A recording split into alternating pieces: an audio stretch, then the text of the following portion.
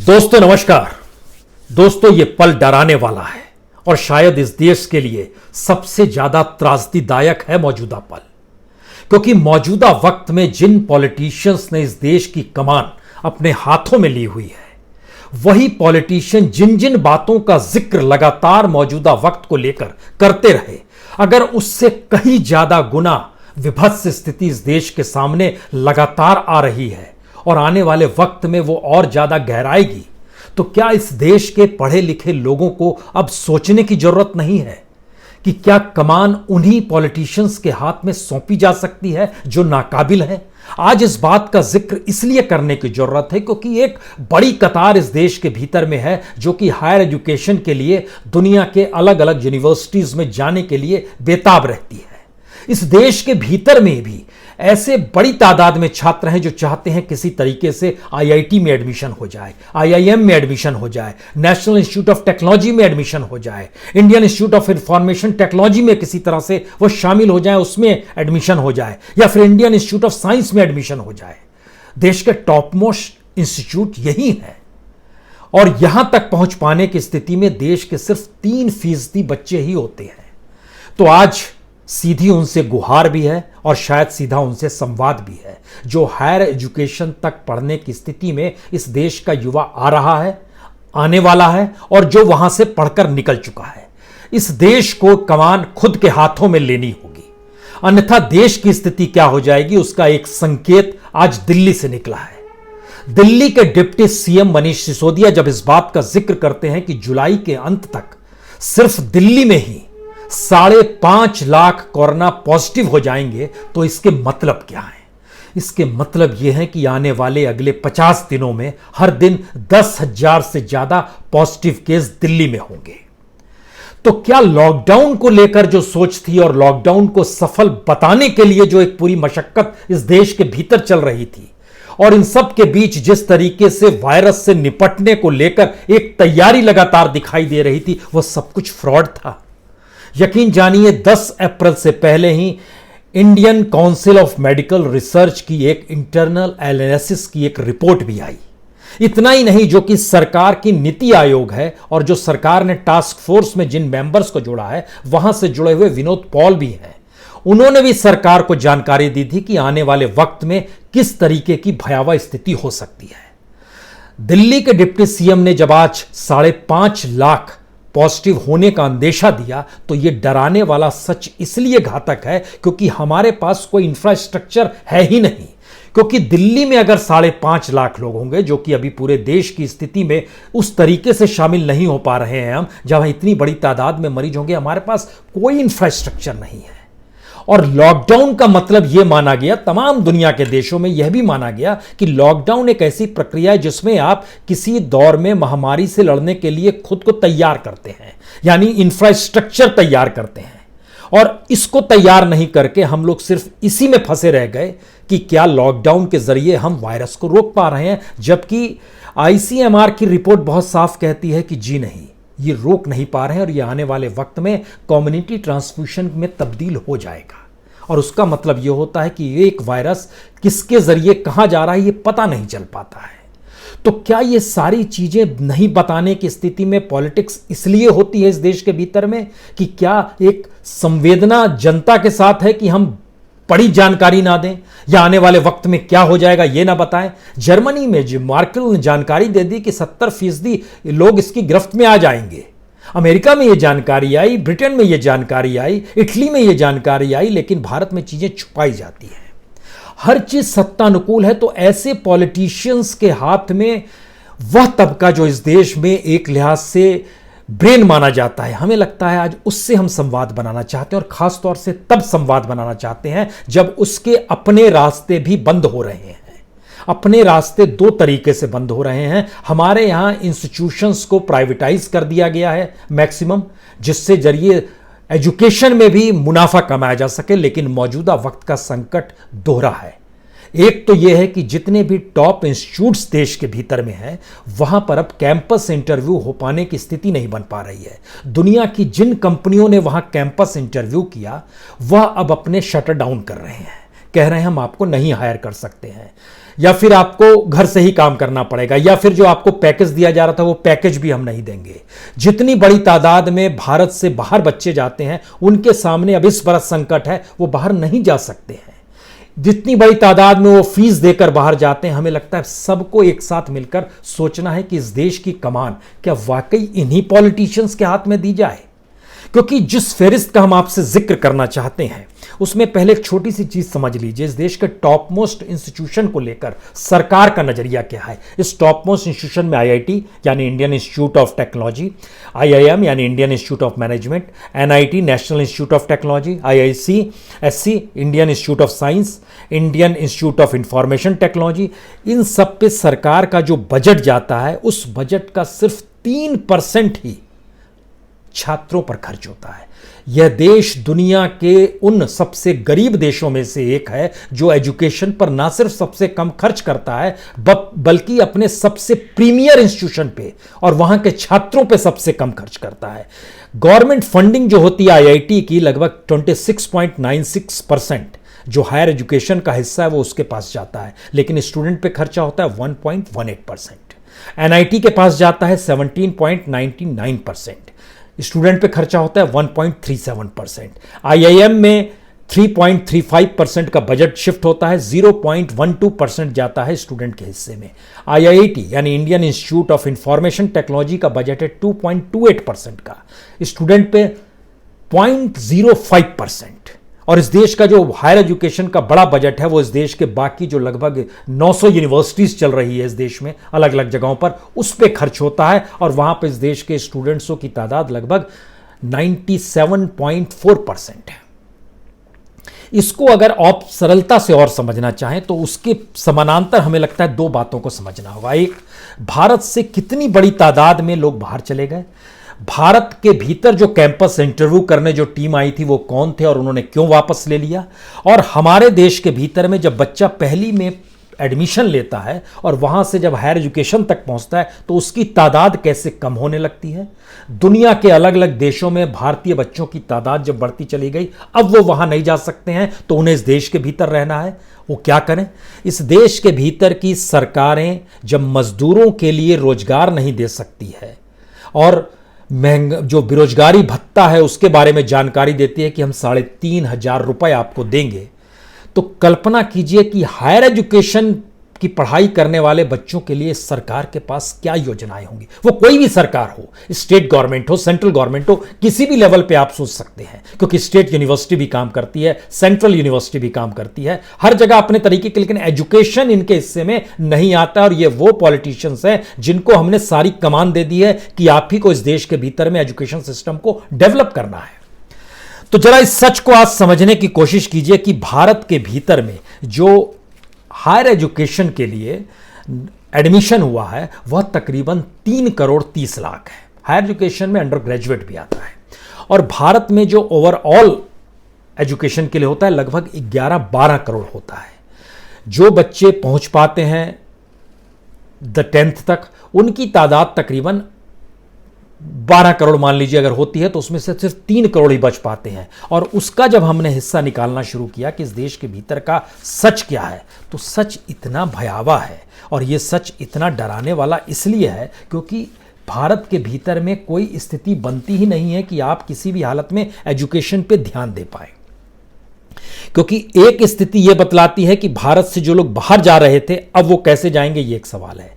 Senior secondary education 8,85,00,000 बच्चों ने वहां एडमिशन लिया, उसमें से हायर एजुकेशन तक पहुंचे 3,50,00,000, यानी 5,35,00,000 बच्चे हायर एजुकेशन तक नहीं पहुंच पाए। यह भारत का सच है। वो किस रूप में स्किल्ड होते हैं, किस रूप में मजदूरी करते हैं, यह एक अलग हिस्सा है, लेकिन आज तो संवाद उनसे हो रहा है जो हायर एजुकेशन हासिल करना चाहते हैं। उनसे गुहार है कि अब उस देश की कमान संभालने के लिए सीधे सीधे इस पॉलिटिक्स में समझना शुरू करें और इन पॉलिटिशियंस को दरकिनार करें, क्योंकि इतनी बड़ी तादाद में जो 3.5 करोड़ बच्चे जो हायर एजुकेशन में नामांकन भी जिनका होता है, एडमिशन भी होता है, इसके सिर्फ 3% बच्चे ही हैं जो कि टॉप मोस्ट यूनिवर्सिटीज जिसमें आईआईटी, आईएम जिसका हम जिक्र कर रहे हैं वहां तक पहुंच पाते हैं। दूसरी स्थिति है कि इस देश के भीतर में एक तबके के पास मनी भी है, उसकी अपनी डिमांड भी है, एक मार्केट अवेलेबिलिटी भी है, इसीलिए एक बड़ी तादाद में बच्चे बाहर जाना चाहते हैं। तो आपको ये जानना चाहिए कि तकरीबन पिछले साल 8 लाख से ज़्यादा बच्चे बाहर पढ़ने गए थे। उसमें सबसे ज़्यादा अमेरिका गए थे, कनाडा गए थे, ऑस्ट्रेलिया गए थे, सऊदी अरब गए थे, चाइना भी गए थे बच्चे, और इनका भी एक अपना इतिहास है। पिछले साल सरकार की जब रिपोर्ट आई 2019 की, उस रिपोर्ट में इस बात का जिक्र किया, अब 2020 की भी रिपोर्ट आ गई है, अप्रैल के महीने की एक रिपोर्ट जारी होती है, उसमें बताया गया जो छात्र जो बाहर पढ़ने जा रहे थे उन्होंने फीस के तौर पर जो पैसा बाहर भेजा है डॉलर के तौर पर, वह लगभग 1911 करोड़ है। इस साल अप्रैल में सिर्फ 595 करोड़ रुपए ही दिए गए हैं। तो ये 595 करोड़ उनके हैं जो कि 3 से 5 साल का कोर्स कर रहे थे बाहर, या जिनको अभी फीस वहां पर देनी थी, इस दौर में वो भारत आ गए हैं, लेकिन 595 करोड़ उन्होंने फीस के तौर पर दिए हैं। पहला इंडिकेशन क्या आ रहा है? बाहर जाने के रास्ते बंद हो रहे हैं, बाहर की यूनिवर्सिटीज़ में एडमिशन नहीं होगा। बाहर की यूनिवर्सिटी या देश जिस क्राइसिस से गुजर रहा है, एक ऐसी स्थिति आ रही है जिसमें इस साल एक संकट है हमारे सामने।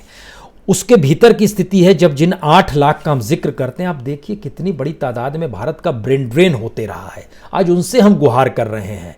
अमेरिका जाने वालों की तादाद 2004-05 में 76,000 थी, जो कि 14-15 में बढ़ के, जब मनमोहन सिंह ट्रांसफॉर्मेशन हो रहा था मोदी की दिशा में, 76,000 से बढ़कर 1,32,000 हो गए थे, और आज की तारीख में 2,11,000। इन 5 बरस में हमने बड़ी छलांग लगाई और बच्चे बाहर पढ़ने जाने लगे।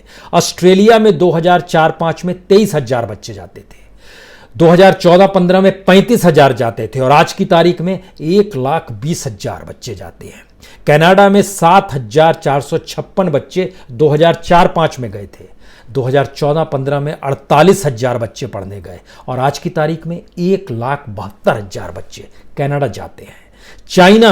चाइना का जिक्र इसलिए यह बड़ा महत्वपूर्ण है क्योंकि चाइना में मेडिसिन की पढ़ाई करने के लिए बड़ी तादाद में हिंदुस्तान के बच्चे जाते हैं। इस बार तकरीबन 23,000 बच्चे जो गए, उसमें से 21,000 मेडिसिन की पढ़ाई करने के लिए गए। 16,000 2014 में जा रहे थे, 2004-05 में लगभग 5,500 जा रहे थे। तो चाइना जाने वाले बच्चों की भी आगे बढ़ोतरी होती चली जा रही है। यही हाल यूनाइटेड किंगडम का है, यही न्यूजीलैंड का है, यही जर्मनी का है। इतनी बड़ी तादाद में जो बच्चे जा रहे हैं, उसमें से अलग अलग राज्यों का हिस्सा भी देखिए।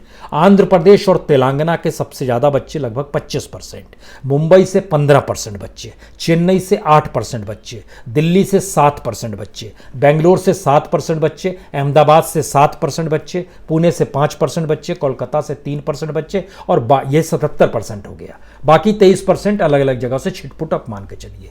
इसका मतलब यह है कि देश के तमाम राज्यों से बच्चे, कम संख्या में ही सही, लेकिन वो बाहर जाते हैं पढ़ने के लिए।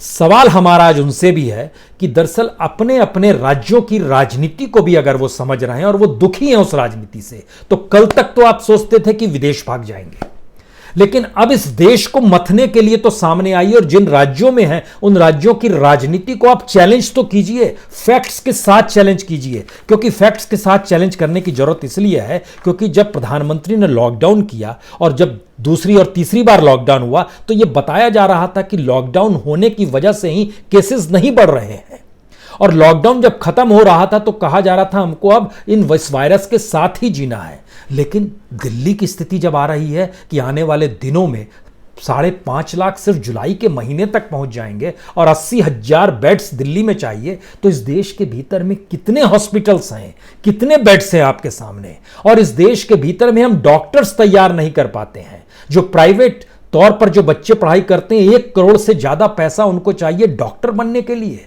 इस देश में आज डॉक्टरों की कमी है, नर्सेस की कमी है, वार्ड बॉयज की कमी है। तो ऐसे पॉलिटिशियंस के हाथ से हम देश चलवा रहे हैं जो कि गलत भी जानकारी देते हैं, और जबकि खुद Indian Institute of Medical Research की इंटरनल एनालिसिस बतलाती है, खुद सरकार के व्यक्ति विनोद पॉल है वो जानकारी देते हैं। उनका एक जगह पूरा का पूरा पर्चा हमने देखा, जो पर्चा दिया कि उन्होंने सारी जानकारी दे दी है। इस स्थिति में है तो हम क्या इस देश को एक अंधेरी गुफा में ढकेल रहे हैं? और इस देश के भीतर में लगातार जो संकट आ रहे थे, क्योंकि हमारे देश के भीतर में जो पढ़ाई हो रही है वह उस दिशा में दुनिया की पढ़ाई के सामने बड़ी कमजोर पढ़ाई है, तो उसे भी तो मजबूत करना होगा। ऑटोमेशन की पढ़ाई हो, आर्टिफिशियल इंटेलिजेंस की पढ़ाई हो, मैकेनिकल लर्निंग या डाटा एनालिसिस हो, रोबोटिक्स हो, ऑटोनॉमस एंड या फिर जो मैक्नोट्रॉनिक्स कहा जाता है, मैक्नोट्रॉनिक्स, उसकी पढ़ाई भी नहीं हो पा रही। हम कह रहे हैं कि ये सारी चीज़ें बतलाती है कि दुनिया की तमाम यूनिवर्सिटीज़ की तुलना में हम ऑक्सफोर्ड और कैम्ब्रिज से तुलना नहीं कर रहे हैं, लेकिन यूनिवर्सिटी कॉलेज ऑफ लंदन है, डरहम यूनिवर्सिटी है, डबलिन की 3-4 यूनिवर्सिटीज़ है जो आयरलैंड में है, उसकी जो टेक्नोलॉजी पर जो पकड़ हो गई है, जर्मनी के तमाम इंस्टीट्यूट इस दौर में आगे बढ़ते चले गए।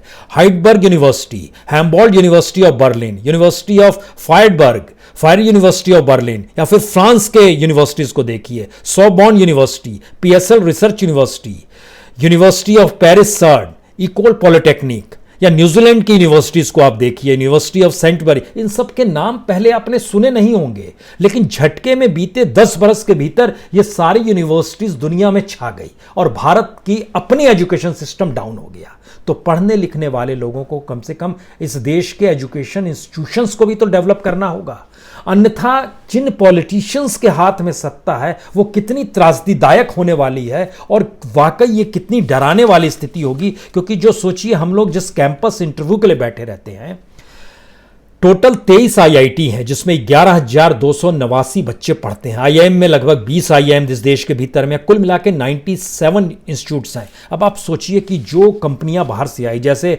गार्टनर आई, गार्टनर एक अमेरिकी बिजनेस रिसर्च और एडवाइजरी कंपनी है, इसने 11 आईआईटी के बच्चों को चुना जो दिल्ली, कानपुर और मद्रास से थे। आईआईएम के 6 बच्चों को चुना जो कलकत्ता के थे। उसने बोला हम ले पाने की स्थिति में नहीं है इस वायरस के बाद। उसने बोला जो टॉप अमेरिकी जो ऑयल कंपनी है, उसने जो हायर किया था कैंपस इंटरव्यू में विड्रॉ कर लिया। ये शलुम्बर्गर कंपनी है, ये world biggest oil field service provider company मानी जाती है। इसने आईआईटी को एक लेटर भेजा कि हम पैकेज कम करेंगे या विड्रॉ करेंगे, अब हम जॉब अपॉर्चुनिटीज नहीं दे पाने की स्थिति में है। और इस देश के मंत्री एचआरडी मिनिस्टर कह रहे हैं नहीं नहीं ऐसा मत कीजिए, हम लोग फिर से व्यवस्था करेंगे। और अब इसकी व्यवस्था की जा रही है कि फिर से कैंपस इंटरव्यू किसी तरीके से हो जाए। आईआईटी बॉम्बे ने व्यवस्था की है कि जुलाई के मिड में प्लेसमेंट एक्सटेंड कर रहे हैं हम लोग। आईआईटी गुवाहाटी ने कहा कि हम भी जुलाई में करवाएंगे, आईआईटी गांधीनगर ने कहा। लेकिन सबके भीतर की स्थिति यह है कि 25 से 32% तक इन प्रीमियर इंस्टीट्यूट के बीच में भी बच्चों के पास जॉब्स नहीं होगी।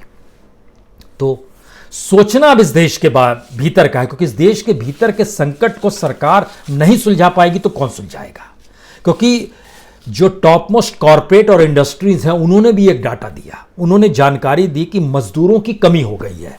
ये स्किल्ड लेबर नहीं है, ये फिजिकल लेबर, अनस्किल्ड लेबर है जो सिर्फ शारीरिक श्रम करते हैं। कंस्ट्रक्शन और रियल एस्टेट में 52% मजदूरों की कमी है, उन्होंने जानकारी दी। लेकिन इसका दूसरा सच, जब वायरस नहीं था तो 36% मजदूरों के पास काम नहीं था, क्योंकि हमारी इकोनॉमी डामाडोल थी। मैन्युफैक्चरिंग में जानकारी आ रही है 44% मजदूरों की कमी हो गई है। जब वायरस नहीं था उससे पहले 28% मजदूरों के पास काम नहीं था। हेल्थ केयर और फार्मा जैसे में भी 42% मजदूरों की कमी आ गई है, वहां पर भी 16% के पास इस वायरस से पहले ढलती इकोनॉमी में काम नहीं था। इसी तरह एफएमसी है, लॉजिस्टिक है, ई कॉमर्स तक में 25 से 30% तक लेबर्स की कमी है। लेकिन जब ये नहीं था वायरस, उससे पहले की स्थिति में आइएगा तो भी मजदूर वहां पर बेरोजगार हो रहे थे। यानी मार्च से पहले चले जाइए इस देश में बेरोजगारों की तादाद, मार्च के बाद आइए बेरोजगारों की तादाद, और अब जब लॉकडाउन खुलने की परिस्थिति के बाद की स्थिति है कि वायरस से मजदूर और ज्यादा मरीजों की तादाद बढ़ने वाली है, इकोनॉमी और डामाडोल होने वाली है। इन सब परिस्थितियों में आप रोजगार देने की स्थिति में नहीं होंगे और आपके पास कोई बेसिक इंफ्रास्ट्रक्चर ही नहीं है। समझेगा कौन, संभलेगा कौन। इसीलिए पढ़े लिखे लोगों से आज गुहार है, इस देश को समझे और ऐसे पॉलिटिशियंस के हाथ में इस देश की कमान को ना दें जो कि ना सिर्फ नाकाबिल हैं बल्कि किसी भी हालत में वह इस देश में अपनी सत्ता बनाए रखने के लिए भावनाओं और संवेदनाओं के आधार पे वैज्ञानिक तरीके से चीज़ों से बचना चाहते हैं, सच को बता नहीं पाते, इंफ्रास्ट्रक्चर मजबूत नहीं कर पाते। एक ये स्थिति है। हम लोगों ने फूल बरसाए, तालियां बजाई, मोमबत्तियां जलाई, इनसे काम कैसे चलेगा? साइंटिफिक तरीके से आपको सोचना होगा और यह सोच शायद उस हायर एजुकेशन की कतार में दौड़ते भागते बच्चों को सचेत भी कर रहे हैं और वो सचेत उन्हें होना भी चाहिए कि अब उन्हें उस देश की राजनीति को भी समझना है। बहुत बहुत शुक्रिया, बहुत बहुत शुक्रिया।